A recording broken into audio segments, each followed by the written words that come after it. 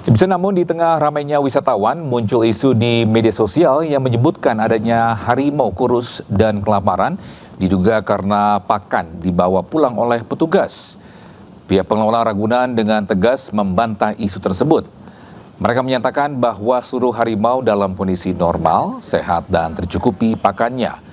Pengelola menegaskan bahwa prosedur pemberian makanan dan perawatan hewan di Ragunan sudah sesuai standar.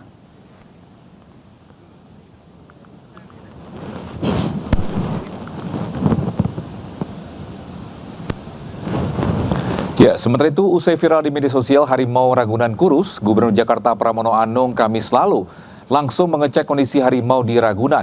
Pramono juga mengecek pakan hingga kesejahteraan hewan di sana.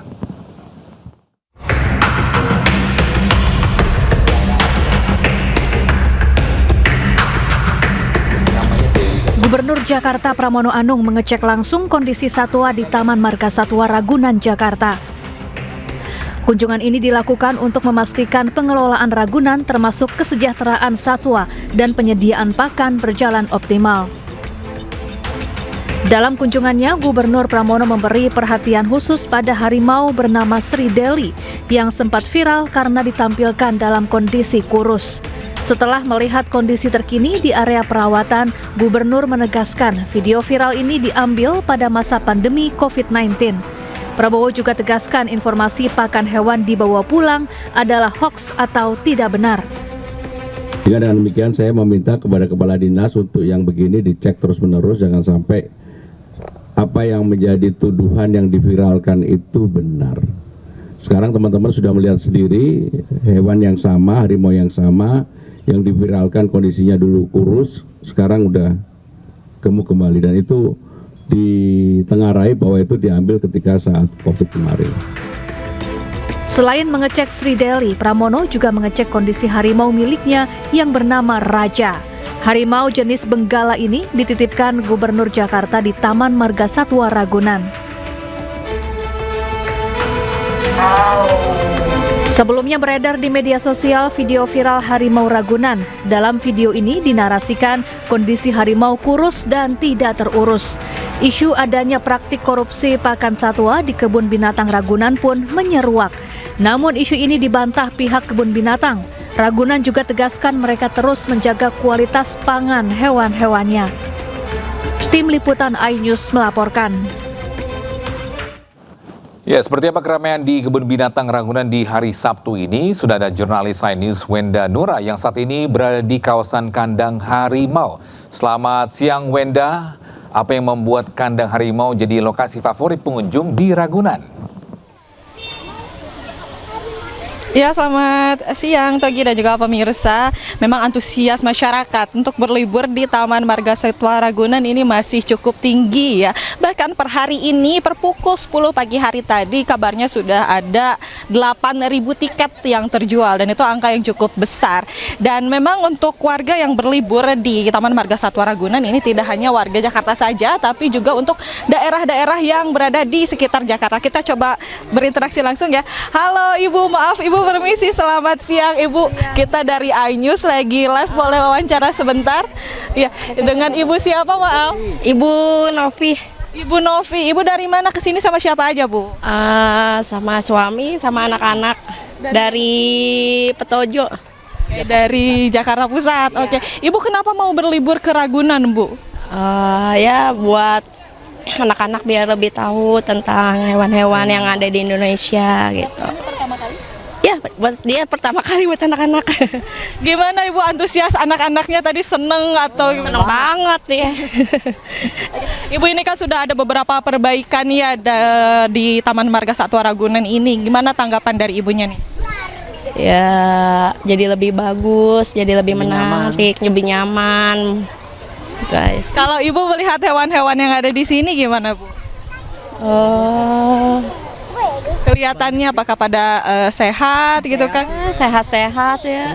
Apa namanya, aktif gitu. Cuman ada beberapa mungkin yang belum pada keluar. Oke, baik. Ibu terima kasih. Selamat berlibur. Hati-hati ya, Bu. Dadah adik-adiknya. Iya, luar biasa seru banget ya, Togi. Jadi memang ini bisa menjadi sarana wisata untuk keluarga, tidak hanya untuk wisata aja, tapi juga untuk sarana edukasi. Dan belakangan ini memang ramai diperbincangkan di berbagai media mengenai isu adanya harimau yang kurus karena kelaparan, karena juga isu yang pakannya dibawa oleh petugas, dan itu sudah dibantah mentah-mentah oleh petugas Ragunan karena isu itu tidak benar. Tadi juga kami sempat melihat langsung seperti apa kondisi harimau yang sempat viral itu yang bernama Sri Deli. Ia dalam kondisi yang sehat dan juga tidak kurus. Ia memang aktif karena memang berdasarkan keterangan dari petugas Ragunan, harimau tersebut adalah harimau yang paling aktif. Jadi memang tadi pun kami melihat memang paling aktif di antara harimau-harimau yang lainnya. Namun tentunya kami saat ini meskipun berada di kandang harimau, tapi kami tidak bisa menunjukkan langsung harimau Sri Deli karena memang berada di kandang yang berbeda. Namun tentunya kembali kami informasikan harimau tersebut masih sehat dan masih aktif. Dan Gubernur Pramono Anung pun sempat meninjau langsung ke lokasi dan memang menyatakan bahwa tidak hanya harimau saja, tapi seluruh satwa yang ada di Taman Marga Satwa Ragunan ini dalam kondisi yang prima, tentunya sehat dan terjamin baik dari segi kesehatannya karena memang ada pengecekan kesehatan setiap 1 bulan sekali, dan juga untuk pakannya juga sangat terjamin. Dan untuk harimau juga di sini tentu sangat terjamin karena diberikan pakan ini 5 sampai 6 kilo daging per harinya per ekor. Jadi bisa dikatakan semua hewan di Taman Marga Satwa Ragunan ini sangat terurus dengan baik. Sementara demikian, Togi. Terima kasih Wenda Nura atas informasinya, melaporkan langsung dari Kebun Binatang Ragunan, Jakarta. Selamat bertugas kembali. Bisa setiap dini hari, area parkiran dan taman stasiun Cikarang berubah jadi penginapan darurat para pejuang rupiah. Mereka bukan tunawisma, melainkan pekerja keras yang terpaksa bermalam karena keterbatasan transportasi.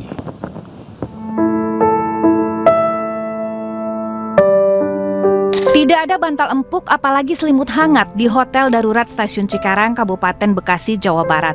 Seluruh tamunya bebas tidur di dalam stasiun hingga ke sekitar taman. Pemandangan penumpang KRL yang menginap di Stasiun Cikarang ini karena mereka tak ingin tertinggal keberangkatan kereta pertama atau terlewat keberangkatan KRL terakhir. Fenomena ini bahkan mendapat perhatian dari Menteri Perhubungan. Menhub berjanji akan mempertimbangkan kereta KRL Jabodetabek bisa beroperasi selama 24 jam sebagai solusinya.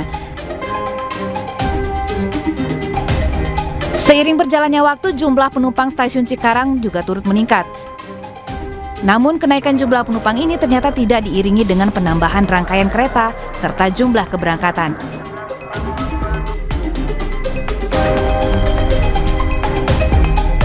Bagi pejuang rupiah yang hendak menuju Jakarta dan sekitarnya, mereka harus mengejar kereta pertama pada jam 4 dini hari agar tidak terlambat.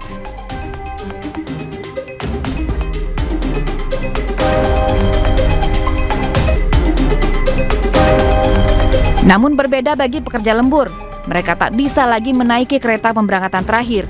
Sedangkan untuk menggunakan moda transportasi lain tentu saja harus merogoh kantong lebih dalam. Dalam keterbatasan di malam yang semakin larut, para pekerja ini tidak punya pilihan. Kursi-kursi di ruang tunggu, lantai stasiun Cikarang yang dingin, pada akhirnya jadi persinggahan sementara. Semua dilakukan demi bertahan hidup dan juga dapur bisa tetap ngebul. Tim Liputan iNews melaporkan.